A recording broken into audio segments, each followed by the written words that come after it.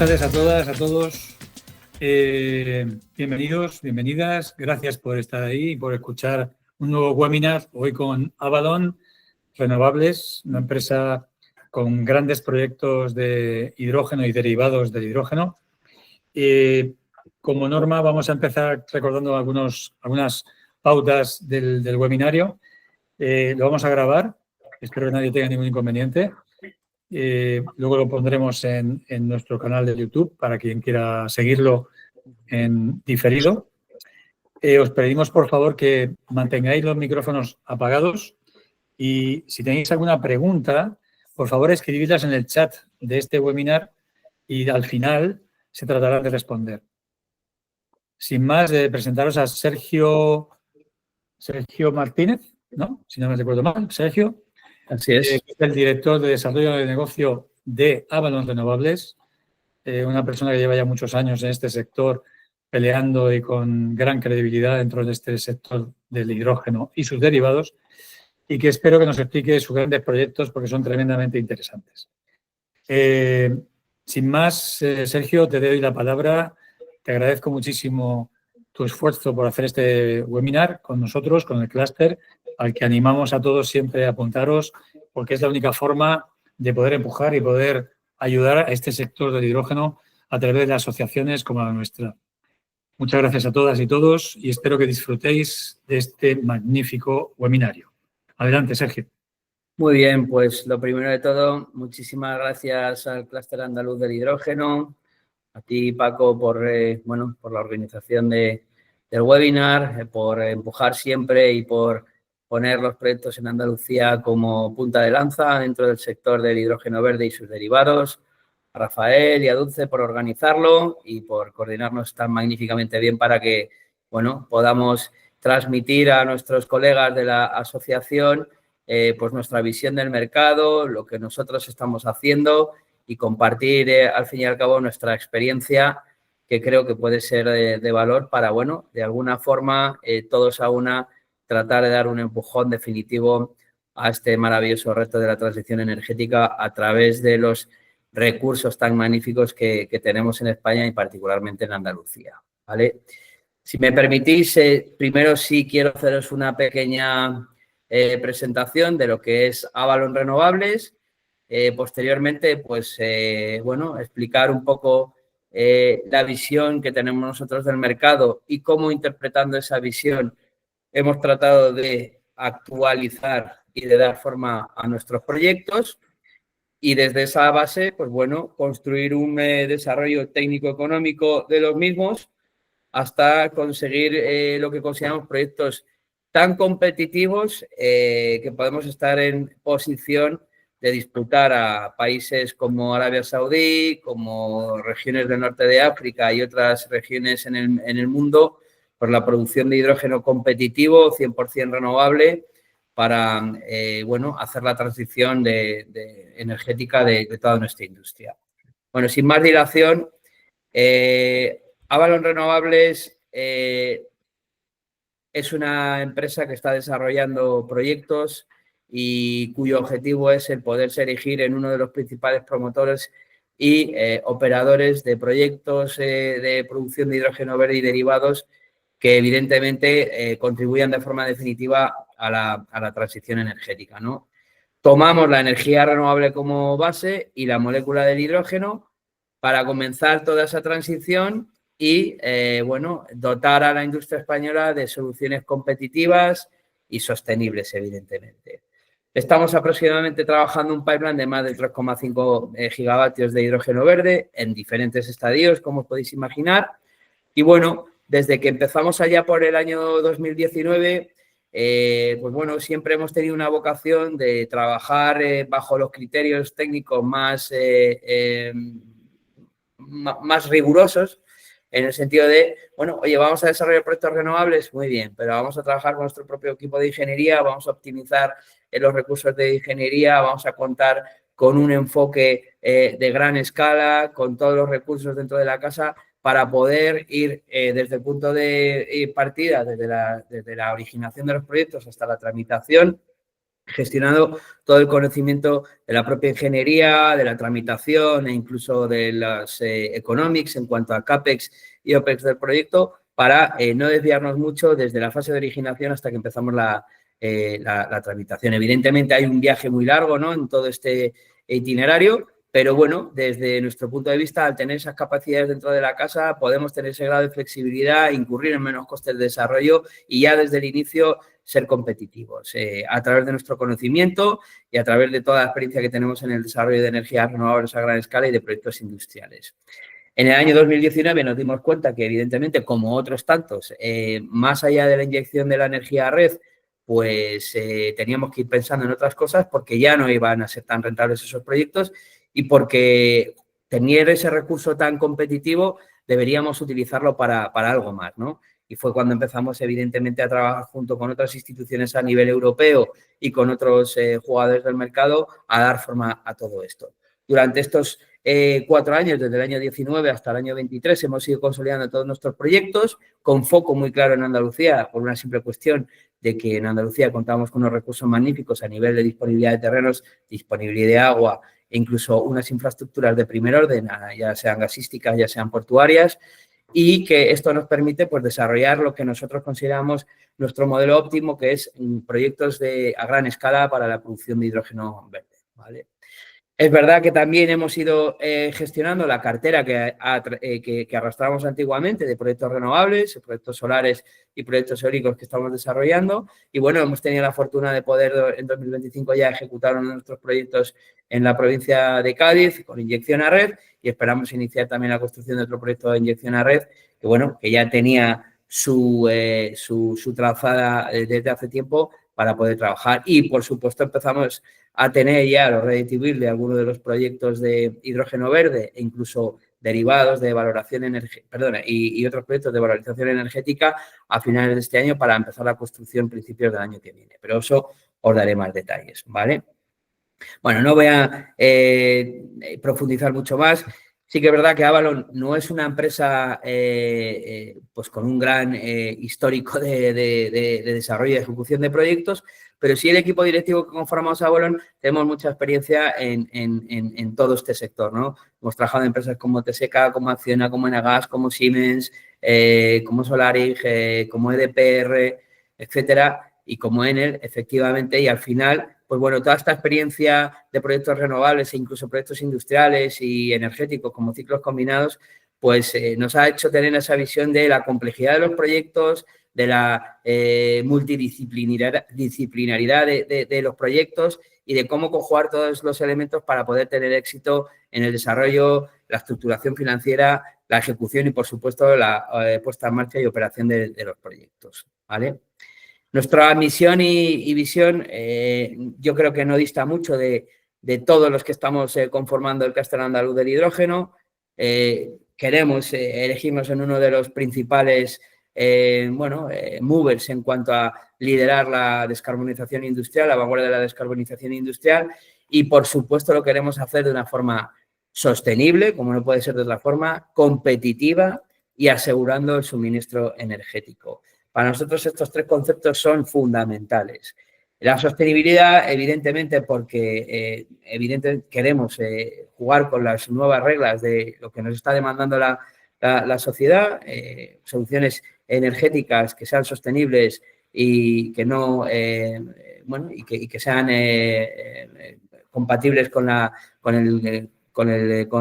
conservación del medio ambiente y de sus recursos y, por supuesto, competitivos. Y esto es crítico. Nada de esto va a salir por muchos subsidios que tengamos si nuestro modelo base no está basado en un modelo competitivo. Y ahí es donde ponemos nosotros el énfasis. Pero además también tratando de generar ese aseguramiento del suministro energético, potenciar la autonomía energética en su máxima expresión desde nuestros propios recursos, ¿no? Y en la península, desde luego, los tenemos como para poder hacerlo. Y esto es lo que tiene que liderar el camino hacia la sostenibilidad y la competitividad coexistiendo en un entorno en el que podamos asegurar que el suministro energético va a estar ahí en España y en Europa para, bueno, poder seguir potenciando nuestro crecimiento económico, ¿vale?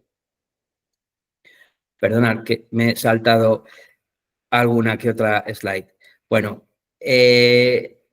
nosotros tenemos 3 líneas de negocio fundamentales. La primera, empezando por abajo, es lo que hemos venido haciendo durante mucho tiempo, el desarrollo de proyectos de energía renovable. Y bueno, cada vez evidentemente esta unidad de negocio tiene menos peso porque cada vez vemos menos la inyección a red de proyectos de renovables dedicados exclusivamente para alimentar o para inyectar a la red.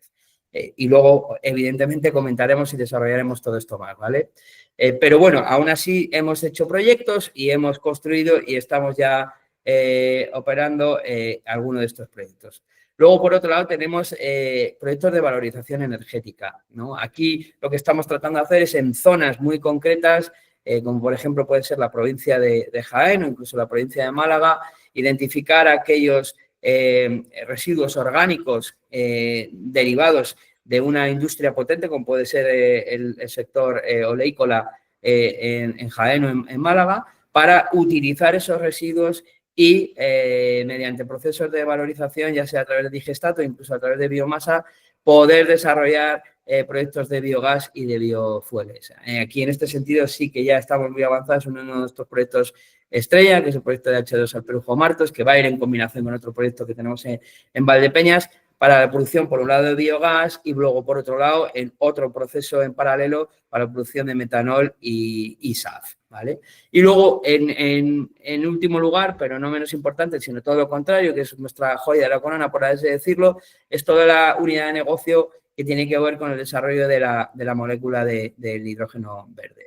Aquí estamos muy focalizados en proyectos a gran escala y en su derivación amoníaco verde, metanol verde e ISAF, ¿vale? Esto es algo que hemos ido evolucionando porque también el mercado y la regulación ha ido evolucionando en los 2 últimos años, pues de forma que en algunos casos no ha evolucionado tanto y en algunos otros casos el mercado ya nos ha ido colocando por donde consideramos que debemos ir, ¿vale? Y ahí estamos focalizando nuestra producción de derivado final, ¿vale? Perdona de nuevo que me están saltando las slides. Bueno, al final nosotros partimos sobre el pilar indispensable que es la energía renovable. Con energía renovable podemos dar alimento a una multitud de sectores industriales en los que consideramos que España tiene una ventaja competitiva importante. Desde el primer punto de vista y lo que hemos venido haciendo habitualmente, no solo nosotros, sino casi toda la industria de energías renovables, es evidentemente desarrollar estos proyectos de energía renovable, a su construcción para inyectarlos a red. Bueno, bien, perfecto, pero ahora estamos viendo una tendencia clara con precios cercanos a cero, las rentabilidades de estos proyectos no son tan buenas y evidentemente eso nos hace pensar en cómo podemos dar un valor añadido, cómo podemos incrementar ese valor añadido a través de otros procesos que sí nos permitan el poder dar una rentabilidad utilizando un recurso tan competitivo como es la energía renovable en España. Bien, esa energía renovable, por ejemplo, podríamos utilizarla para hacer almacenamiento, podríamos utilizarla para generar, para hacer el formado de red, algo que va a ser muy interesante en los próximos años y que también ya empezamos a demandar algo de regulación porque es la base, consideramos, de un sistema que basado en energías renovables puede prevenir la ocurrencia de apagones, ¿no? Y por ahí también estamos ya trabajando. De hecho, vemos ejemplos en otros países de cómo, por ejemplo, están dedicando, sin ir más lejos, ciclos combinados en exclusiva para alimentar este tipo de proyectos de almacenamiento para potenciar este tipo de formado de redes, ¿no? Y luego hay otra derivada también, que son los data centers, que van a ser un sector que va a demandar muchísima electricidad renovable, de acuerdo a los parámetros y a las políticas de ESG de estas compañías. Y evidentemente aquí, si era el ejemplo que os quería contar, estamos viendo como, por ejemplo, en Estados Unidos, en Australia o en países donde realmente se está potenciando los desarrollos de proyectos de energía off-grid, puramente para alimentar a data centers. Pues sin ir más lejos, ciclos combinados en Texas únicamente para alimentar data centers o grandes desarrollos de energía renovable con su batería correspondiente para alimentar data centers. Bueno, esto puede ser también algo que estamos viendo en el mercado español que podría tener todo el sentido del mundo. Y por eso también estamos analizando estas posibilidades. Pero bueno, eso es una línea de trabajo que estamos monitorizando, que creemos que tiene que venir regulación, que el soporte de la administración a nivel estatal y a nivel de la Unión Europea tiene que ayudarnos a desarrollar, y con esas pautas y con la visión de mercado que nosotros tenemos, igual que otros compañeros del sector, pues creemos que ahí también se puede abrir una buena vía de negocio para ejecutar la transición energética y abastecer este tipo de sectores que van a ser muy de alta demanda, ¿no? A partir de ahí luego podemos hablar de la producción de hidrógeno verde. Como os decíamos, nosotros tenemos más de 3 gigavatios, en torno a 3 gigavatios y medio en ejecución, y estamos tratando de ir más allá del hidrógeno verde por una serie de cuestiones que ahora os comentaremos, ¿no? Pero sí estamos también trabajando en proyectos de biometano, trabajando en proyectos de biomasa, la biomasa para generar nuestro propio CO2 biogénico, feedstock crítico para la producción de 100% combustibles RFNBO, como pudiera ser el ISAF y el metanol verde, y por supuesto también el hidrógeno verde a través de los distintos procesos para poder producir el amoníaco. Bueno, este es nuestro, un poquito un esquema muy sencillo, pero la piedra filosofal sobre la energía renovable, todo gira en torno a ella para poder generar estos modelos de negocio.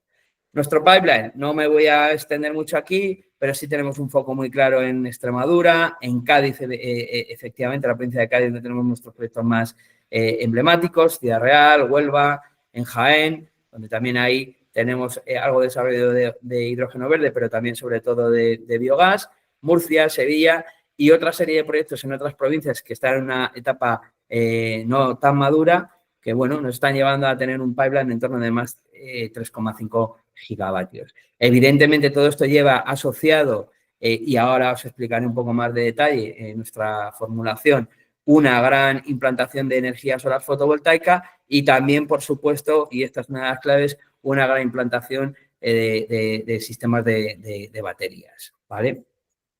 Y bueno, aquí ahora quería compartir un poco lo que nosotros hemos ido viendo durante estos 2 últimos años fundamentalmente en el mercado, ¿no? El otro día salía una noticia en El Economista, pero ha salido una serie de noticias por parte de las grandes utilities en la que, bueno, al final decía que la red eléctrica española pues está muy cerca del colapso y evidentemente esto es un punto muy negativo para poder dotar a la península ibérica de todos los factores necesarios para tener el éxito en el establecimiento de la red eléctrica. Y esto es un condicionante de mercado crítico. Y esto nos tiene que llevar a hacernos las siguientes preguntas.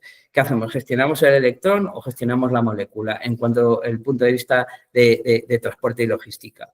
¿Qué es lo que debemos hacer para asegurar los niveles más competitivos? Aquí hago una española. ¿Hacemos el cable lane o el pipeline? Es decir, nos conectamos por cable y mallamos más la infraestructura o empezamos a tirar hidroductos que agrupen producciones de forma distribuida punto a punto para generar micromercados que luego vayan alimentando una estructura mayores. ¿Qué transportamos más, el electrón o la molécula? Y bueno, para nosotros esta es una de las grandes preguntas, ¿vale? Así que mantened, por favor, esto en vuestra cabecita y luego sobre esto os voy a dar alguna pauta de lo que nosotros estamos haciendo. A esto hay que sumar cuál es el entorno del mercado y regulatorio. El mercado parece ser que hace unos años se estaba decidiendo que el hidrógeno verde per se pues era difícil por el transporte y que teníamos que derivarlo a algo que fuera un uso más inmediato. Muchos habían pensado en el metanol, ¿vale? Hablo en términos muy genéricos, por favor, no me toméis al pie de la letra lo que estoy diciendo, pero sí un poco para tener esta visión de conjunto de mercado, ¿no? Y el metanol, pues parece que ha perdido fuelle. ¿Por qué? Pues oye, porque todavía sigue emitiendo, porque tiene un componente de feedstock muy importante, que es el CO2 biogénico, y eso es un limitante muy serio. y porque también los procesos de derivación a metanol, pues parece que son algo más costosos que lo que pudiera ser el amoníaco, que sería su rival en cuanto a por ejemplo, combustibles para el sector marítimo, por ejemplo.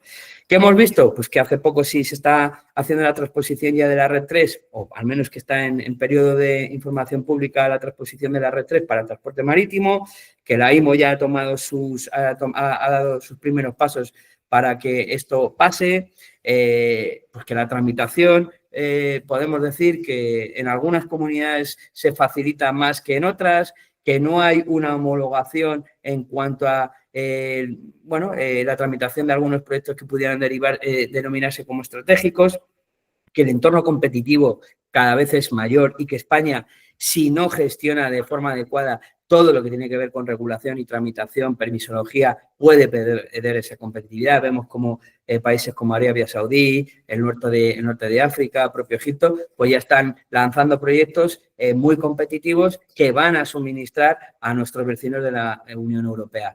Y nosotros nos preguntamos por qué no en España damos el acelerón definitivo para poder ponernos en la misma posición que ellos. Además, teniendo un entorno en Unión Europea en el que parece que las garantías del suministro energético pues podrían estar más aseguradas, porque en el entorno de la Unión Europea tiene que haber una propia cuota local de producción. Por tanto, ahí también tenemos que ver que el mejor entorno posible que se pueda dar dentro de nuestro país, pues debe darse para explotar esos recursos, ¿no? Y, por supuesto, descontando que tenemos un recurso renovable excelente, necesitamos seguir comprobando qué solución para el abastecimiento de electricidad renovable es la más competitiva y con mayores garantías de suministro. Y, de nuevo, aquí volvemos un poco a la primera pregunta. Necesitamos mallar mucho más la red, necesitamos más puntos de consumo y de conexión, necesitamos tener esa capacidad de la industria acceder a esa energía renovable, pero todo esto tiene un coste no solo económico, sino también de tiempos para desarrollar toda esa infraestructura. Y una vez hayamos desarrollado esa infraestructura y hayamos desarrollado y hayamos ejecutado esas inversiones para esa infraestructura, habrá que explotarla. Y esa explotación de esas infraestructuras pues tiene unos impuestos, unos peajes que no parece que estén ayudando tampoco al sector para ser más competitivo en el acceso a esa energía renovable. Es paradójico que podamos tener el coste de producción de energía renovable más competitivo de toda la Unión Europea, de largo, y que cuando empezamos a meter componentes como peajes e impuestos vayamos perdiendo competitividad, pues cada vez más y esto penaliza todos los proyectos. Y por eso, de nuevo, volvemos a la primera pregunta. ¿Qué hacemos? ¿Gestionamos mejor el electrón o gestionamos la molécula? Bueno, nosotros desde Avalon Renovables, perdonadme porque me está yendo de nuevo, nosotros desde Avalon Renovables lo que estamos tratando de hacer es desarrollar soluciones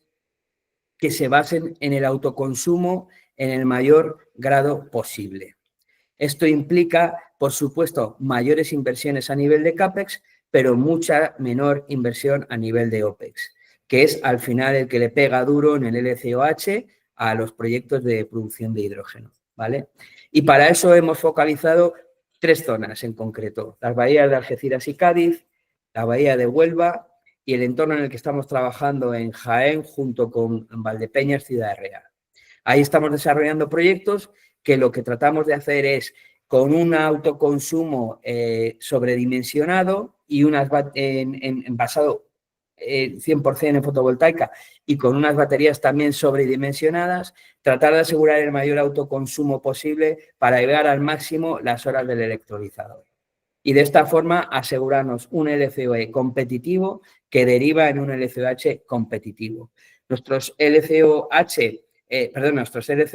deben ser, al fin y al cabo, los que guían, como en todos los casos, el coste de producción del hidrógeno, y al hacerlo en autoconsumo y a gran escala es como nosotros estamos viendo que podemos llegar a los mejores niveles de competitividad. Pero a la vez también estamos asegurando la autonomía de ese suministro energético y a la vez también estamos haciendo haciéndolo en entorno de Unión Europea y cumpliendo 100% con la regulación de actos delegados RFNBO, es decir, producción dedicada para la producción de hidrógeno verde que cumple temporalidad, que cumple con el componente geográfico, etcétera, etcétera, ¿vale?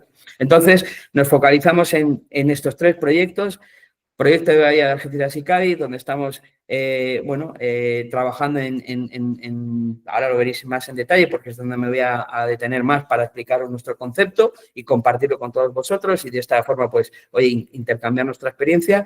Estamos trabajando en 2 fases, de una primera fase de 400.000 toneladas de amoníaco y una segunda fase de otras 400.000. En total, unas 800.000 toneladas de amoníaco puesto en el puerto de Algeciras. Ahí, alternativamente, estamos trabajando en una fase 3 también, en la que podríamos hacer la producción de metanol y derivarlo a ISAF.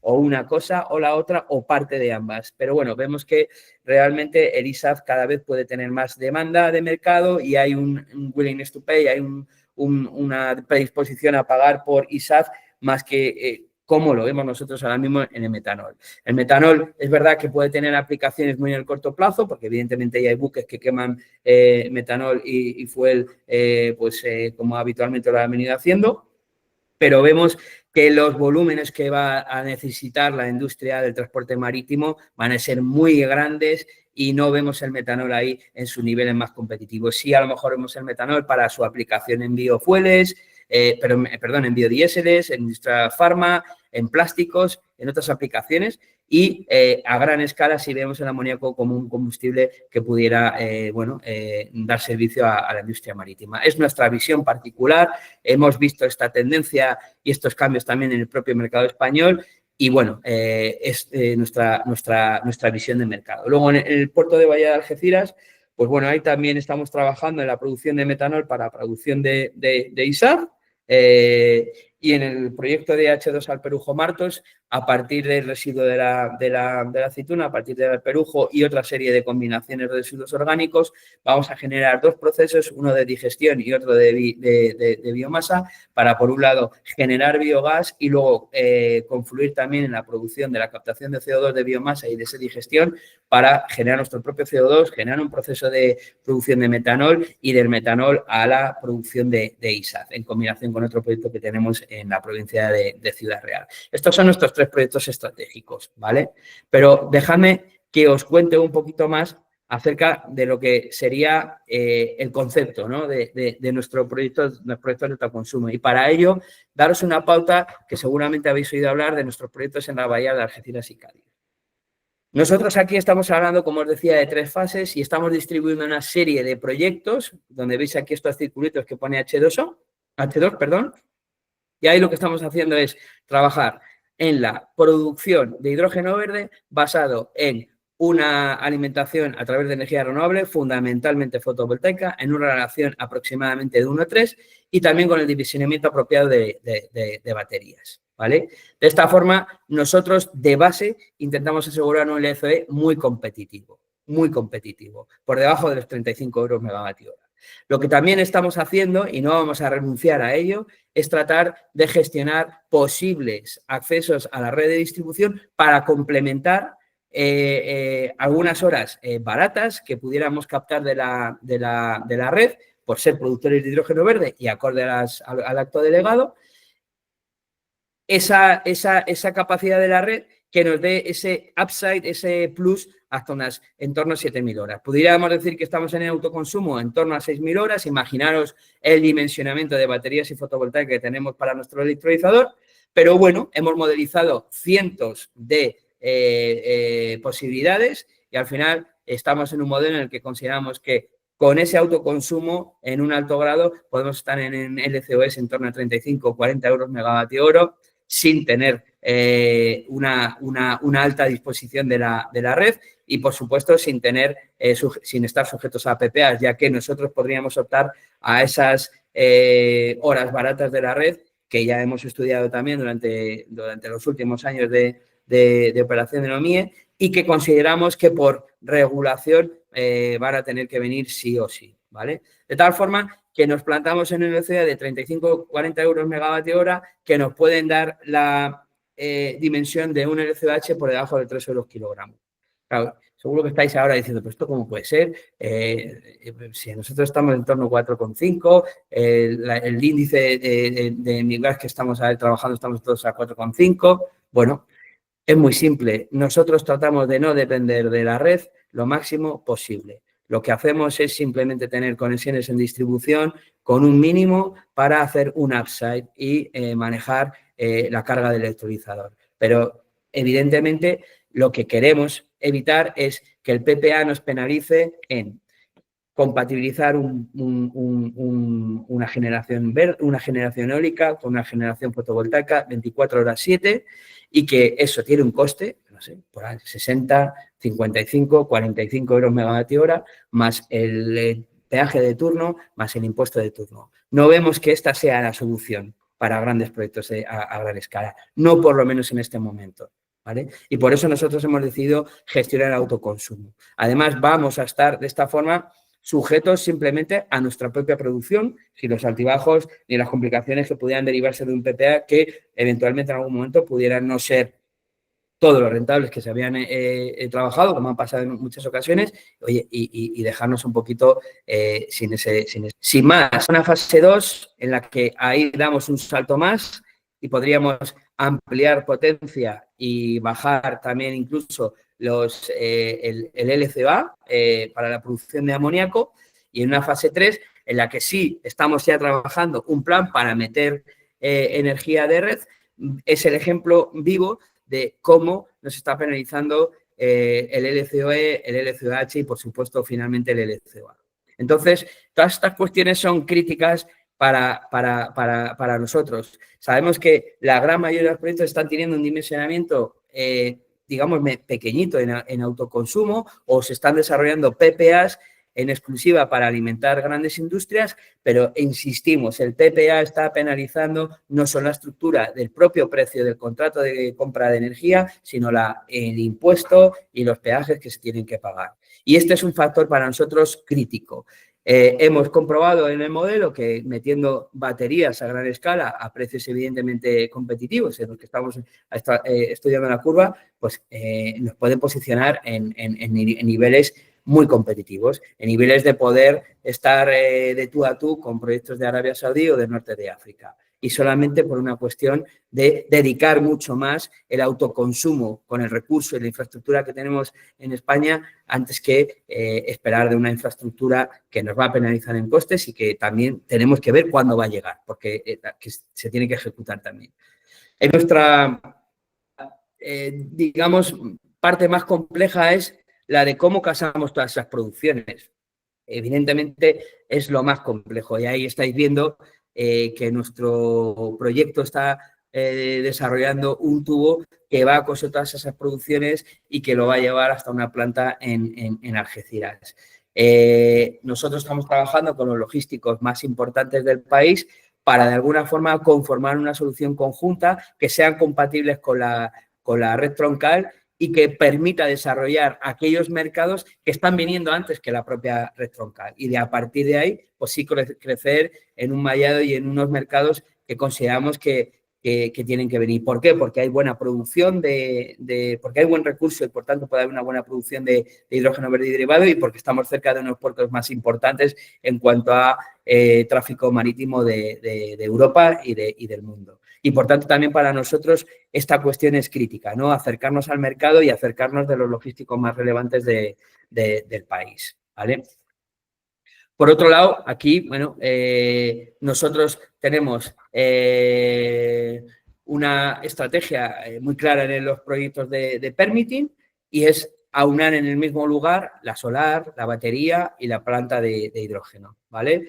Al fin y al cabo, potenciar el autoconsumo de una forma integrada en el proceso electroquímico de la planta, todo en un sitio.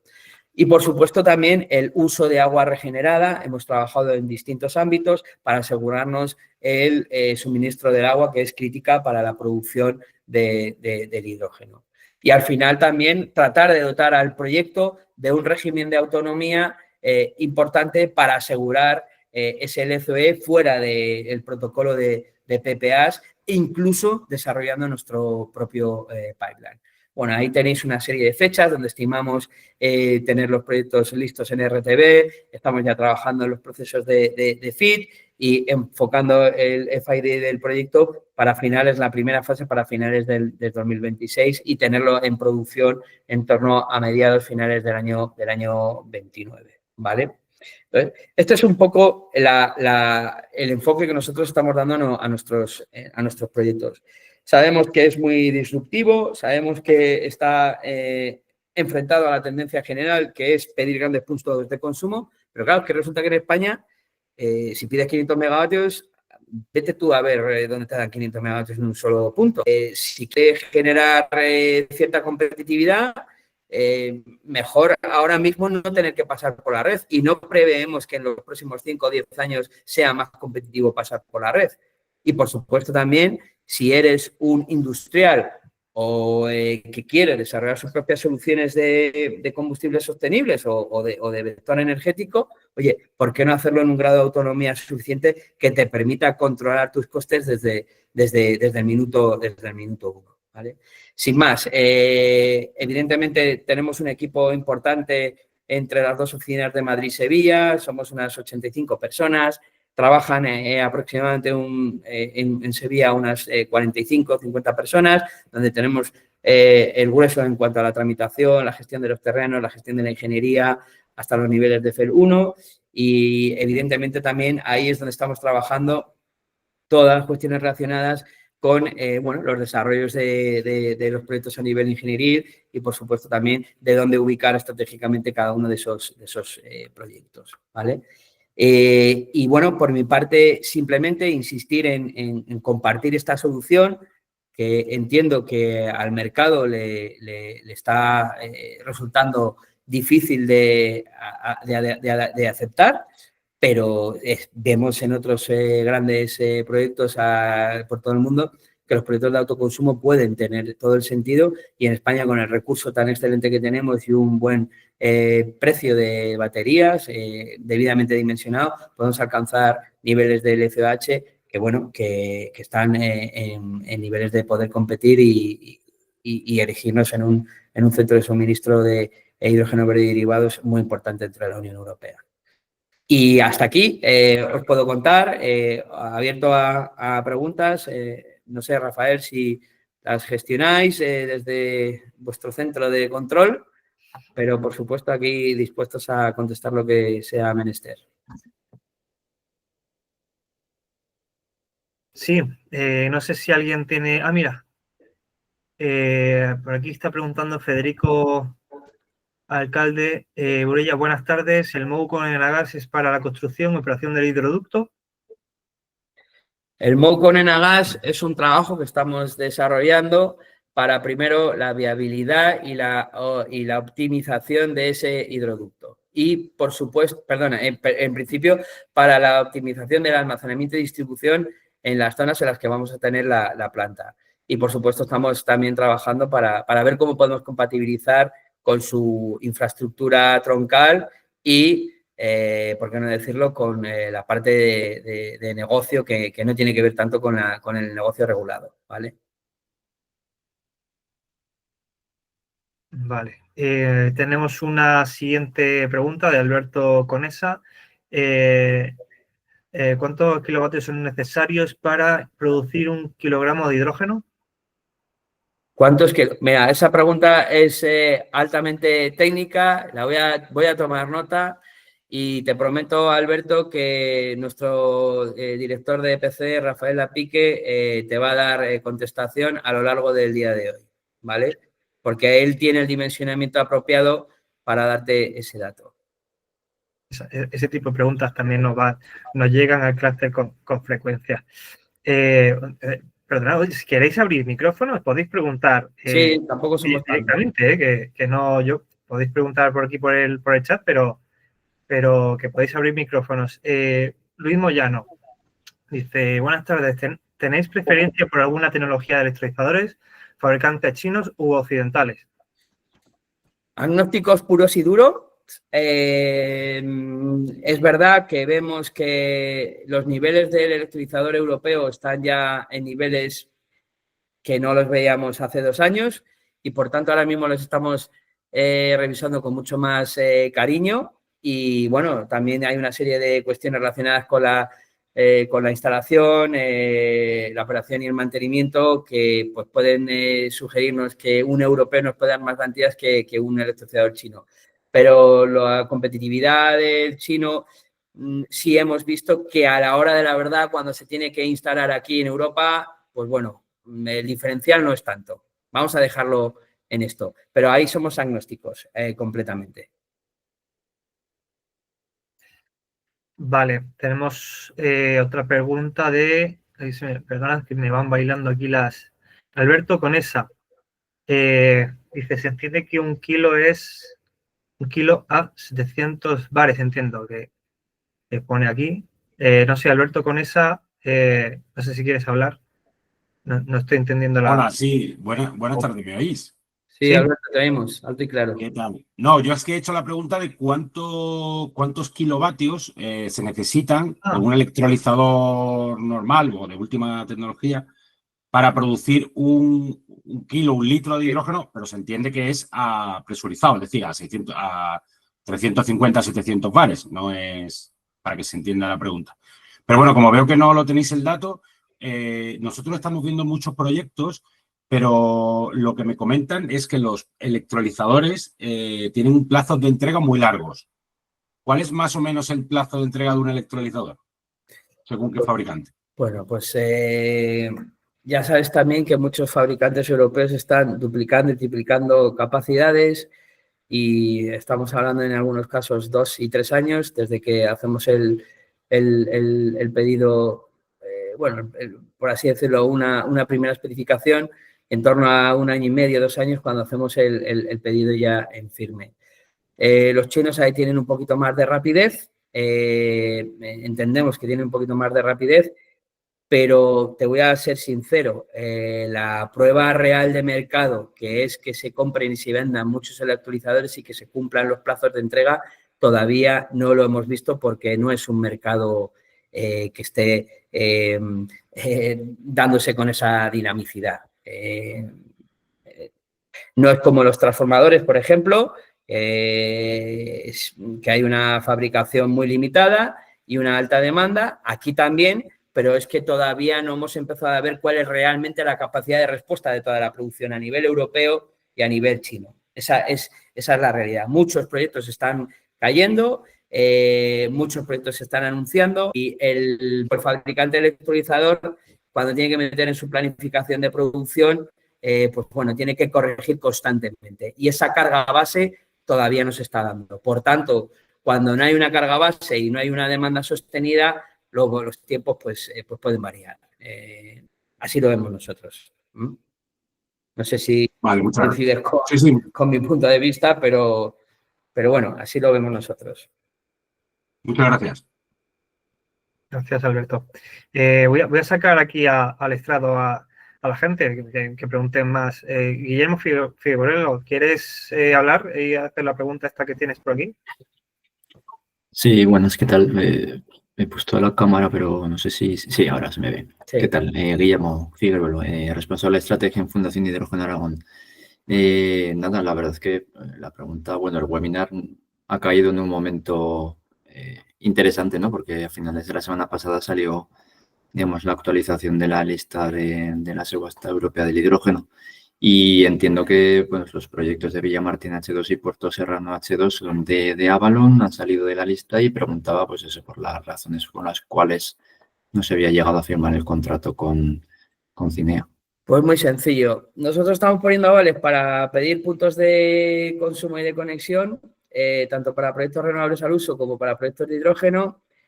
Y nos ha costado mucho el poder cerrar los avales con la Comisión Europea por su falta de flexibilidad. En un entorno en el que la regulación no está del todo clara y el riesgo es demasiado alta de ejecutar avales, hemos considerado que preferimos madurar el proyecto a nivel técnico y de desarrollo de ingeniería hasta llevarlo a fases ya finales de FID y a partir de ahí, bueno, sí que nos proponemos volver a ir a la subasta del Banco Europeo. Me consta y así también se lo voy a hacer ver al propio Paco y a la Asociación Andaluza, que no somos los únicos, no solo en España, sino a nivel europeo, que les cuesta aceptar las ayudas fuera de esos grandes fondos o esos grandes productores de hidrógeno verde, porque el grado de flexibilidad es poco en la Comisión Europea. Y esto nosotros queremos lucharlo a capa y espada. Sería más positivo potenciar la demanda, o sea, la producción, las ayudas a través de la demanda que de la producción, pero ya que está haciendo de la producción y no tanto de la demanda, que flexibilicen también alguna serie de condiciones en ese sentido a los pequeños productores, a los que consideramos que somos pequeños productores, ¿vale? Dicho esto, a nosotros la ayuda no nos sacaba de pobres, con toda honestidad. A nosotros la ayuda nos servía para certificar desde la Comisión Europea que nuestro proyecto tiene el calado técnico y económico suficiente para que pueda tener un sello de, oye, este proyecto merece la pena.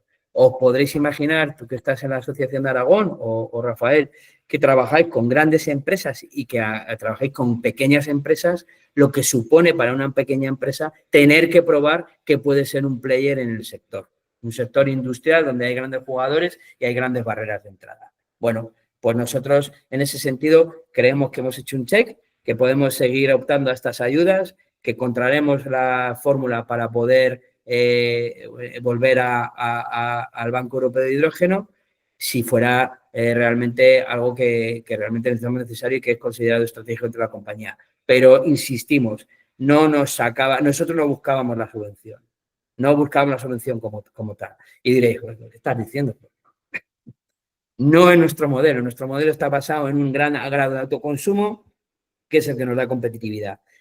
Y por así decirlo, el check técnico en distintos ámbitos, pues lo vamos buscando en este tipo de políticas de subsidio dentro de la Unión Europea. ¿Vale? Gracias. Rafael, si me permites, lanzo otra pregunta. Sí. Entramos ya en temas de confidencialidad, o sea, si puedes contarlo o si no, pero de lo que hay publicado, ¿eh? En la lista esta, vuestros proyectos iban con electrolizador danés y chino. Entiendo el danés, y ahí ya si nos quieres contar o no, porque eso ya es confidencial. No hay muchos fabricantes todavía en el sector, con lo cual Dinamarca se entiende que era Green Hydrogen Systems, que todos sabemos lo que ha pasado en los últimos meses. Esa es vuestra situación. Adelante, o nos puedes contar o no. No tiene nada que ver con eso. La pregunta era un poco enfocada.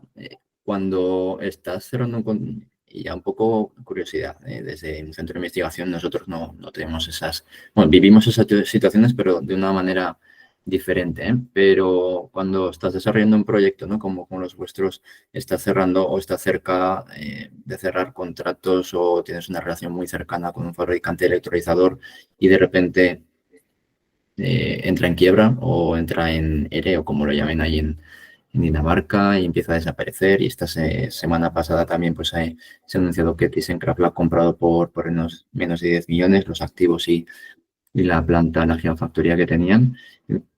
¿Cómo se ve, ¿no? Desde el lado del desarrollador, tenerlo todo tan avanzado y de repente, ¡pum!, se cae tu proveedor tecnológico.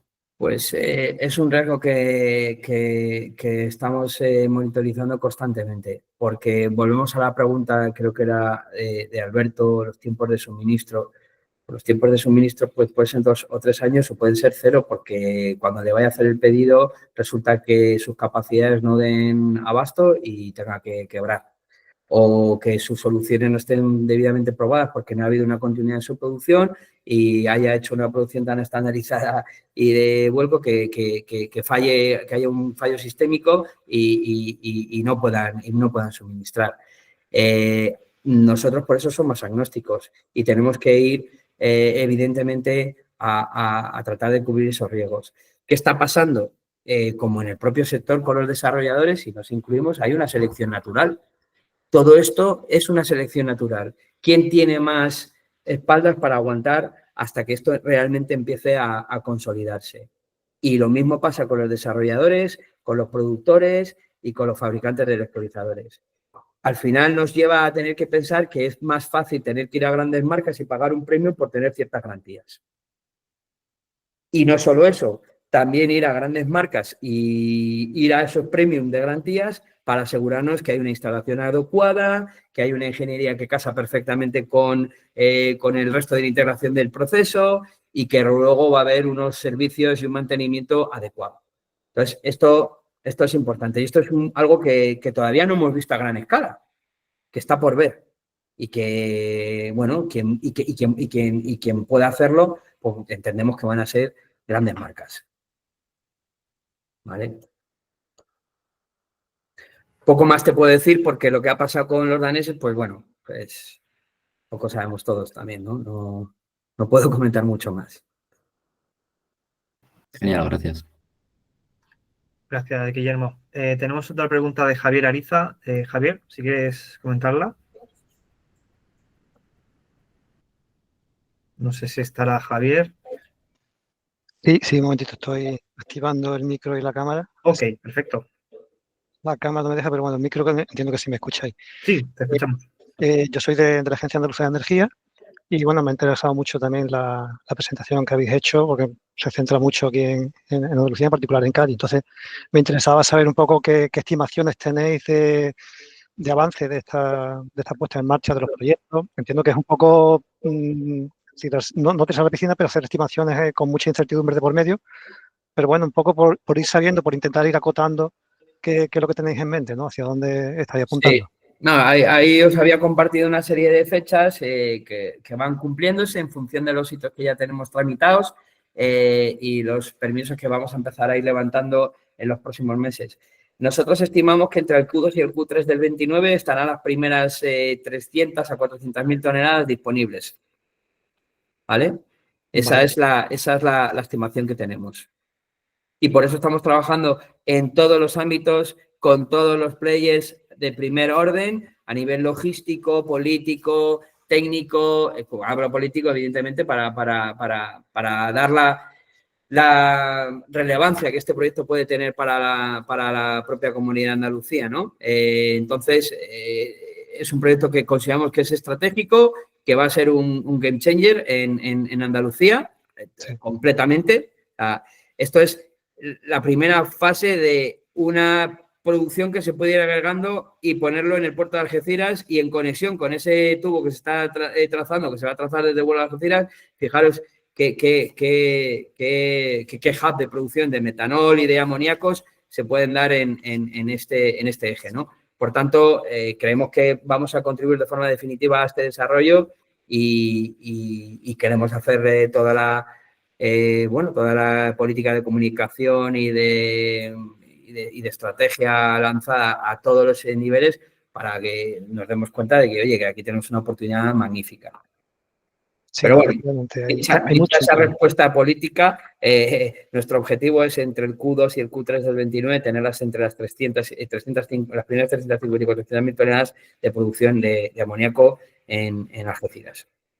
Perfecto, pues estaré muy pendiente porque, como tú sabes, está a punto también de aprobarse la planificación eléctrica y eso está muy ligado también a los proyectos de hidrógeno que puedan ponerse en marcha tanto en la zona de Cádiz como en la zona de Huelva. Lo que pasa es que la planificación eléctrica a nosotros en la primera fase y en la segunda fase en Cádiz, donde estábamos ahí trabajando también de forma intensa con otros, pues no va a haber capacidad para todos. Esto es así. Y nuestro proyecto se sale de esa vía. Nuestro proyecto es una alternativa a esa vía. Nuestro proyecto se enriquecerá y será un upside cuando haya más mallado y cuando haya más desarrollo de puntos de consumo. Pero nosotros nos vamos a basar en un autoconsumo con producciones distribuidas y recogidas en un tubo, en un área determinada, que van a dar grado de autonomía muy alto y un grado de competitividad muy alto. Por no hay que pasar por PPAs, ni peajes, ni impuestos, como os comentaba anteriormente. Sí, perfecto. Además, desde ese punto de vista soy como más independiente, tenéis menos incertidumbres en el horizonte a la hora de sacar adelante el proyecto. Tiene sus complejidades, como podéis imaginar, pero, insisto, somos muy agnósticos y nos focalizamos mucho en el nivel de competitividad del producto final. Si queremos aprovechar el recurso que tenemos en España para competir y realmente elegirnos en un hub de combustibles sostenibles o de vector energético, debemos tratar de o potenciar el mallado de forma definitiva y reducir los costes de conexión, o también hacer un complemento entre ese mallado y proyectos de autoconsumo a gran escala, que creemos que es lo suyo. Esa complementariedad se tiene que dar. No podemos ir una vía u otra. Tiene que darse complementariedad. Sí, sí, perfecto. No, me ha parecido una propuesta interesante, atrevida, interesante. Y bueno, ojalá que salga. Ojalá que salga. Trabajamos en ello. Muy bien, muchas gracias, Sergio. Vale, pues Sergio, lo vamos a dejar aquí por cumplir tiempos. Muy bien. Si hay alguna pregunta más, bueno, yo de todas formas te mando las preguntas que tenemos por aquí por el chat. Y nada, las responderemos en el correo que le mandaremos a todos con el webinar y las cosillas que nos dejes. Y poco Muy más, bien. chicos. Muchas gracias. Muy bien, pues nada, muchísimas gracias a todos por vuestra atención. Alberto, te prometo que te responderé y al resto de preguntas igual, que hayan quedado pendientes, os contestamos. Muchas gracias. Muchas gracias. Gracias. Hasta luego. Hasta luego.